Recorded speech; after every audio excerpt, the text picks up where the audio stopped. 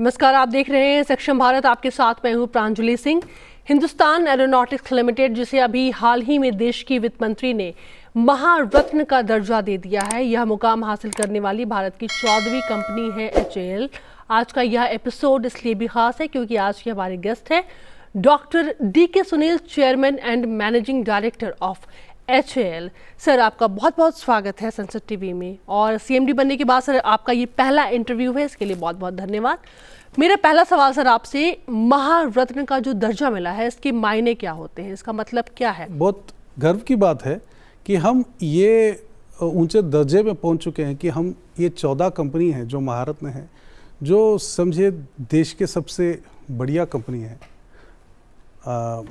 देश के परफॉर्मेंस में और एक्सपोर्ट्स के लिए। तो हमारे लिए बहुत बड़ी गर्व की बात है कि हम महारत्न बन चुके हैं। सर, अगर मैं बात करूं प्लानिंग की, बात करूं अगर आपकी तैयारियों की, क्योंकि एक CMD होने के नाते बहुत बड़ी जिम्मेदारियां, चुनौतियां, टारगेट्स जो HAL को मिले हैं, और मुझे लगता है कि जब से प्रधानमंत्री ने पार्लियामेंट में HAL को लेकर के कहा है, तो कम से कम देश तो नहीं, अब पूरी दुनिया की नज़र हमारे HAL पे है। इस बारे में क्या कहना चाहेंगे आप?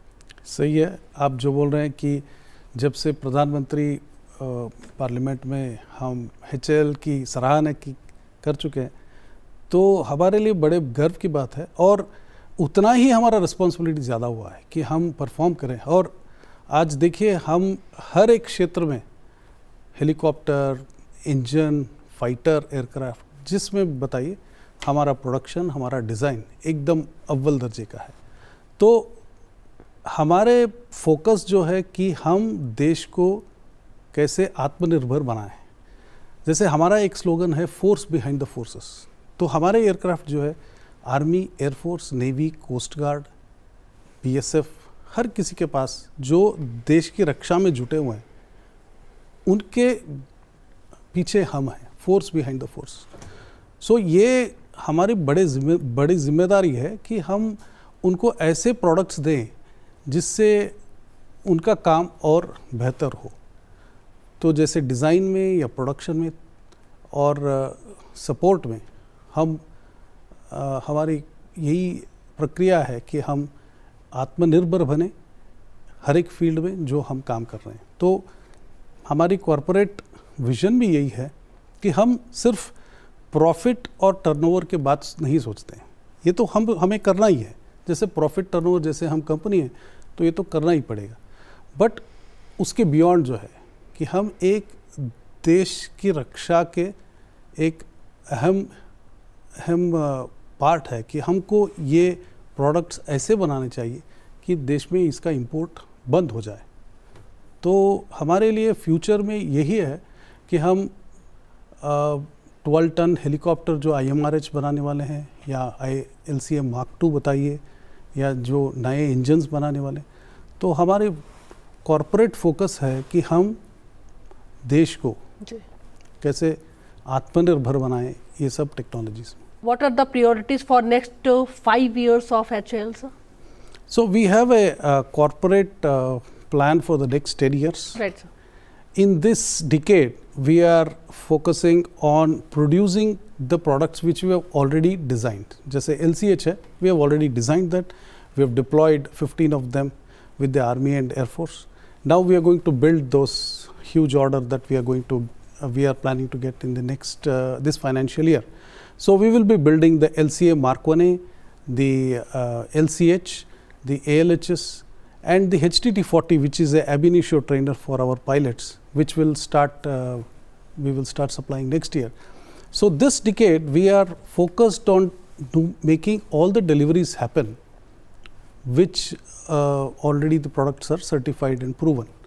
The next decade, as we come to 29 and beyond, 2029 and beyond, we will be having the LCA Mark II, which is going to be a very big important aircraft. We will have the IMRH, we will have the new engines, the 414 engines we will be producing for the LCA Mark II in a tie-up with GE, as well as new products like the UAVs that we are going to work on. So we are focused on producing and efficiently delivering the products that we already have, and looking at the future and putting in the money into R&D to develop these products for the coming decade.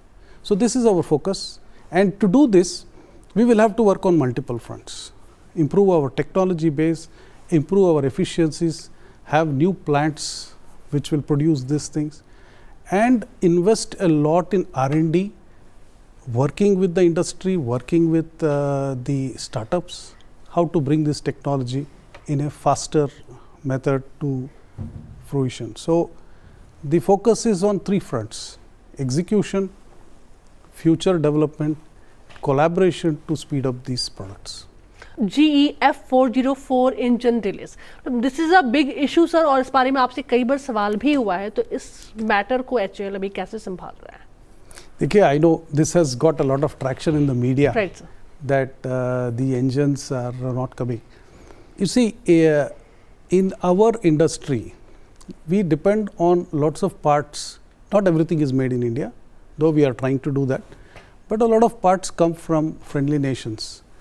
And you are aware that the COVID had a very big impact on the whole industry. So many industries shut down, and the recovery has been slow. Secondly, the civil market for aircraft has taken off in a very big way post-COVID, what they call revenge tourism. So you can see that the order for civil aircraft is huge. So there is a competition for resources across the world, whether it is material, whether it is facilities. So GE also has been facing a similar problem, that some of their vendors have shut down because of the COVID, and they have had to recertify a lot of parts. So we are discussing with them, and they have assured us that they are sorting out the problem. So I think they will be able to deliver the engines once they sort out this recertification part. So coming to the part of building the aircraft, you see, we have certain number of engines with us, and we will be able to build the aircraft, put these engines, test them and keep them ready. So our production line will not stop because of this. So what I would like to assure is, these kind of situations are quite common in the aerospace industries. A certain part may not be available, but we always find some ways of seeing that our production line doesn't stop. So I can assure you and the public that the GE 404 engine issue, we are in contact with GE, and this has been taken up at the highest levels, so that they are also aware of the seriousness of this issue. So in my opinion, our production line will not stop, and we will be ready, getting the aircraft ready, and I am sure in the coming months we will be able to sort out this issue and ensure delivery of the aircraft. जी sir, Su-30 MKI के उत्पादन की समय सीमा क्या हो सकती है? मतलब क्या कोई टाइमलाइन या कोई टाइम बाउंड्रेशन HAL ने तय किया ऐसा? देखिए, Su-30 we have delivered 270 aircraft to the Indian air force. अभी एक 12 एयरक्राफ्ट का नया ऑर्डर है, जो अब शायद ये फाइनेंशियल ईयर में फाइनलाइज होगा. तो हम उसके लिए हर तैयारी कर रहे हैं. तो हम अगले 2 से 2.5 साल में उसको प्रोड्यूस कर देंगे, बिकॉज हमारे पास फैसिलिटी है, ऑलरेडी सेटअप है नासिक. तो Su-30 का डिलीवरी में कोई प्रॉब्लम नहीं है. हम करीब 20 से 25 एयरक्राफ्ट तक ओवरऑल भी करते हैं नासिक में. तो उसके साथ ये 12 एयरक्राफ्ट भी हम 2-2.5 साल में प्रोड्यूस कर देंगे. उसमें कोई प्रॉब्लम नहीं है. 23 दिसंबर में 1940 की बात करूं, जब HAL की स्थापना हुई थी, और आज हम 2024 में हैं. क्या बहुत कुछ बदला है? लेकिन मैं फ़िलहाल पिछले 10 सालों का रिकॉर्ड आपसे जानना चाहूँगी, क्योंकि सर आप खुद भी 87 से जुड़े हुए हैं HAL के साथ में. देखिए, 1940 में HAL शुरू हुआ था, जैसे आप बताएं, तो आज करीब 84 इयर्स का हिस्ट्री है. 1964 में हम एमालगमेट हुए थे और हिंदुस्तान एरोनॉटिक्स बना था. तो इस दौरान गवर्नमेंट ने हमें काफ़ी डेवोल्यूशन ऑफ पावर दिया है. जैसे हम कंपनी बने तो आप देखेंगे कि मिनी रत्ना है, महारत्ना है, और नवरत्ना है और महारत्ना है. तो हर एक स्टेज पे आपको एक्स्ट्रा पावर्स मिलते हैं. तो आज मैं कह सकता हूँ कि हम एज ए कंपनी, हमको फुल फ्रीडम है जी. जैसे हमारे परचेज में या जेवीस बनाने में या कोऑपरेशन करने में हमें कोई प्रॉब्लम नहीं है. हमारा बोर्ड को फुल पावर्स है कि we can get into any arrangement with Indian or foreign companies to ensure that the production and the design capability is maintained and we can grow as a company. So as a company, if you see, we have grown a lot. We have produced more than 5,500 of aircraft and engines. So it is a huge number that we have done. So I think today we have been given all the freedom from the government to perform and ensure that we are growing as a company. Sir, आपकी meetings रक्षा मंत्री के साथ भी होती होगी, आपकी meetings जो है वो तीनों सेनाओं के प्रमुख के साथ में, CDS, इवन प्रधानमंत्री के साथ भी कई बार होती होगी। सर, आत्मनिर्भर भारत, मेक इन इंडिया का जो टारगेट है, जो एक मूल मंत्र भारत ने दिया था, उसमें अब हम काफ़ी आगे हैं। लेकिन जब अब आपकी इनसे मुलाकात होती है, मीटिंग्स होती है, तो अब इनका क्या लक्ष्य है सर, या फिर अब वो किस ओर जाना चाहते हैं, या क्या लक्ष्य देश को लेकर के खास करके रक्षा जगत की तरफ रखना चाहते हैं सर? क्या आपने महसूस किया है? हमारे प्राइम मिनिस्टर का जो थिंकिंग है कि देश को आत्मनिर्भर बनाना है इस रक्षा क्षेत्र में, ये बहुत बड़ा मूल मंत्र है पूरा सेक्टर के लिए। आज देखिए, हमारे एक्सपोर्ट्स करीब 25,000 करोड़ हो चुके हैं, इंडिया में डिफेंस प्रोडक्शन ज़्यादा हुआ है, और जो PILs है, पॉजिटिव इंडिजिनाइजेशन लिस्ट है, जिसमें कहा गया है कि आपको इतना टाइम देंगे इसको इंडिजिनाइज करने के लिए, उसके बाद इंपोर्ट बंद हो जाएंगे। तो इससे बहुत बड़ा प्रोत्साहन मिला है पूरा इंडस्ट्री को कि इसको इंडिजिनाइज करें। तो ये एक गेम चेंजर है, टोटल गेम चेंजर है। एंड प्रधानमंत्री, रक्षा मंत्री, सब लोग हमको इसके लिए बहुत प्रोत्साहन करते हैं। और रिसेंटली हम जो कर चुके हैं, करीब 2 से 2,500 आइटम्स हम जो इंडिजिनाइज कर चुके हैं, तो उसके लिए बहुत प्रशंसा है। In all my meetings with the रक्षा मंत्री and others, they are so happy that HAL is doing so much of indigenization, and they want us to do more. So the government's intention and drive, at the same time they have done the policy changes. One is intent, the second is policy changes. These two together have grown this industry, where today the Indian defense industry is not only producing for India, it is also producing, make as they say, made in India, make for the world. It is also making for the world, and you can see it in the export numbers. The export of defense products has gone up, and we are also now trying to export outside India. Recently we have exported 2 Hindustan 228 aircraft to Guyana, which our Pradhan Mantri visited recently, and they are very happy with those aircraft. So our effort is to ensure that we meet the requirements of the Indian Armed Forces, at the same time export and work with the vision of the government. So I think the government has done, has helped us both from guidance as well as from the policy front. So it is a very good effort of industry as well as government. अगर आप कोई ख़ास तरह का engine बनाना चाह रहे हैं, या फिर कोई आप एयरक्राफ्ट बनाना चाह रहे हैं, तो ये इतनी आसान नहीं है सर कि वो फॉर्मूला आपके पास में हो। और ये बात रक्षा मंत्री भी और तीनों सेनाओं के प्रमुख भी कई बार कर चुके हैं। तो मुझे बताइए सर, वहाँ पर क्या टारगेट्स को पूरा करने में कोई किसी तरीके की चुनौतियों को HAL को सामना करना पड़ता है, या फिर कैसे आप उसको शॉर्ट कैसे करते हैं सर? देखिए, आप जो एयरक्राफ्ट देख रहे हैं, जैसे हमारा प्रचंड है या ALH है, ये आज नहीं बना, ये करीब 20-30 साल का R&D है। तो हम लोग जो 80s में R&D में इन्वेस्टमेंट किए, तो आज उसका आप फल देख रहे हैं कि हमारा तेजस अवेलेबल है, या LCH अवेलेबल है, LUH अवेलेबल है। तो ये एक ही रास्ता है कि हमको R&D में इन्वेस्ट करना पड़ेगा। तो हम करीब 2,000 करोड़ से ऊपर इन्वेस्ट करते हैं हर साल R&D में। तो हम सबसे बड़े इन्वेस्टर है R&D में। तो अगर हमको नए प्रोडक्ट्स और कटिंग एज टेक्नोलॉजीज़ को बनाना है, तो R&D में इन्वेस्टमेंट करना पड़ेगा।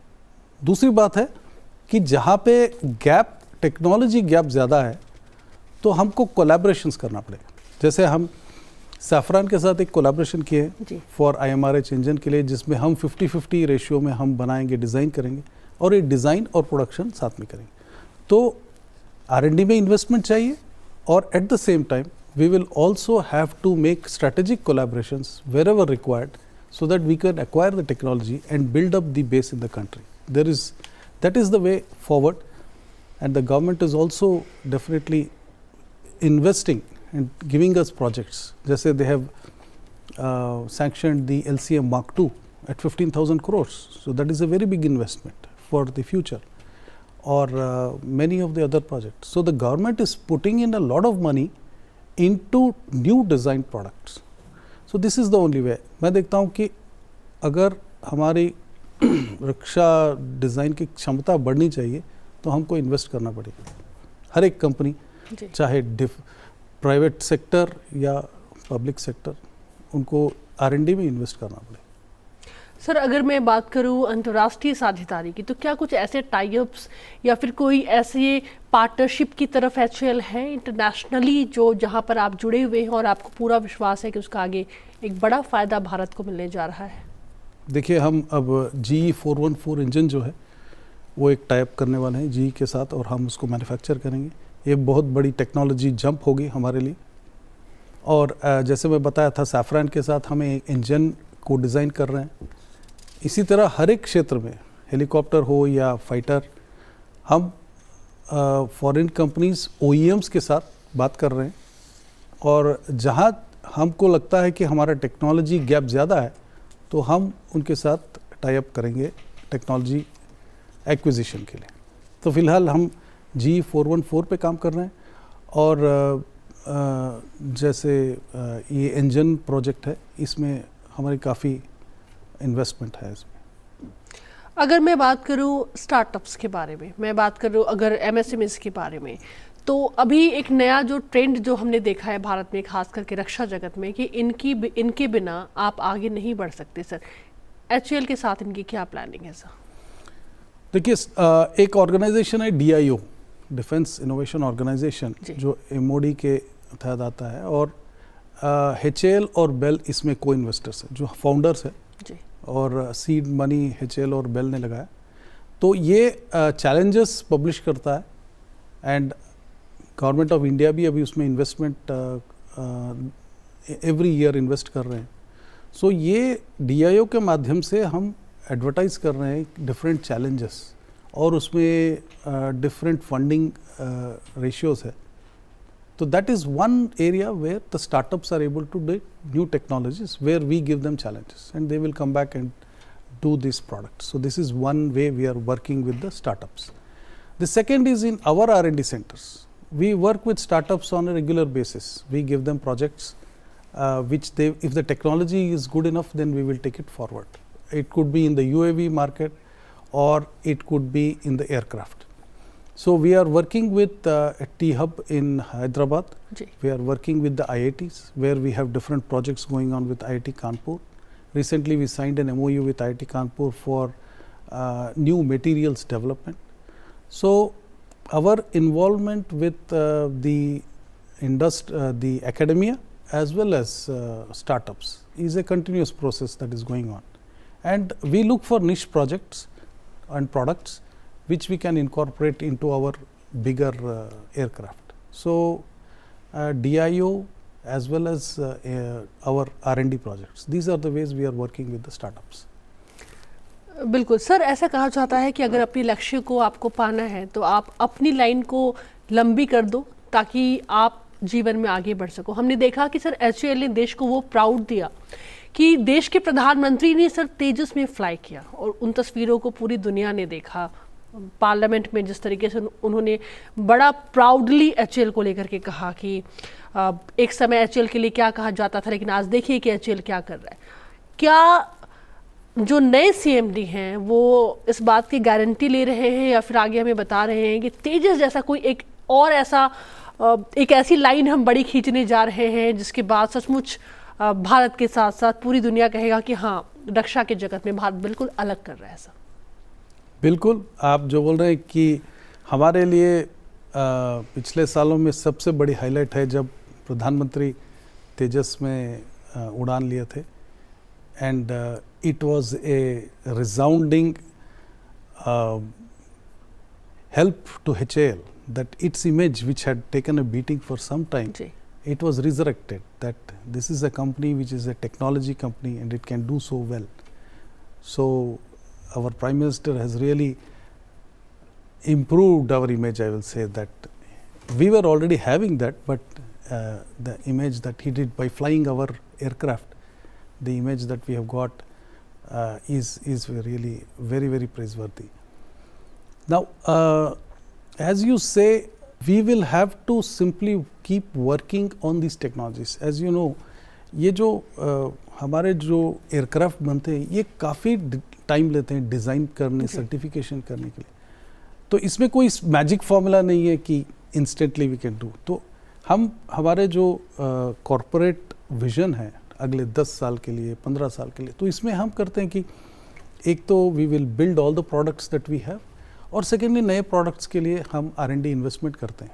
सो this is the only way I can see how we will build our strengths. If you look at all the big companies in the world, they have also built their capabilities over a long period of time. 80 साल 100 साल से काम कर रहे हैं.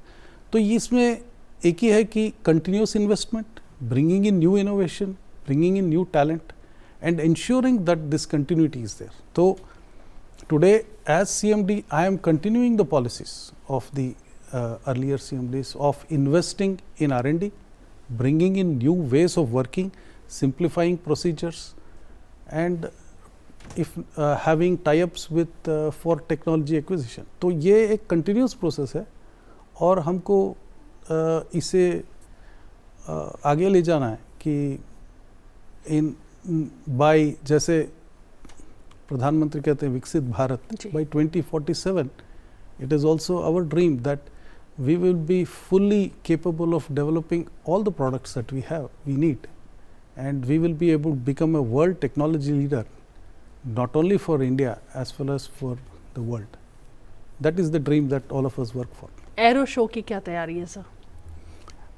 Arrow show 2025 will be from February 2nd week, and as you know it is a very big show.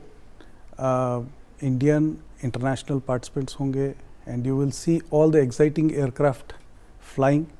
So I extend an invitation to all Indians to come and see this show. It is going to be a wonderful show. If you remember 2021 and 23 were slightly muted because of the COVID effects. This is the first Aero India show which will be at full scale, and it is going to be a very exciting Aero India where you will have many foreign OEMs showcasing their products as well as the Indian capabilities of all our public sector, private sector, DRDO, all will be able to showcase their talent and capabilities. So it is going to be a very exciting one, and HAL is working on this and getting all the things ready for having a successful air show. So I invite the whole nation to come and view this aero show. Sir अंत में बहुत बहुत शुक्रिया sir, thank you so much sir हमसे बातचीत करने के लिए. आपने हमें अपना समय दिया और बहुत सारी शुभकामनाएं कि एक नए CMD होने के नाते आपकी जो विज़न है वो HAL की तरफ से हमें देखने को मिले, जिसका पूरा फ़ायदा हमारे देश को मिले. थैंक यू, धन्यवाद. जब भी बात HAL की आती है तो निश्चित तौर से हम आत्मनिर्भर भारत और एक बैकबोन की तरह हम HAL को देखते हैं, और निश्चित तौर से इसके विज़न का जो फ़ायदा है वो भारत को, हमारे देश के रक्षा जगत को मिल रहा है और आगे भी मिलेगा. आज के लिए सक्षम भारत में इतना ही. आगे भी आप सब देखते रहे संसद टीवी. नमस्कार.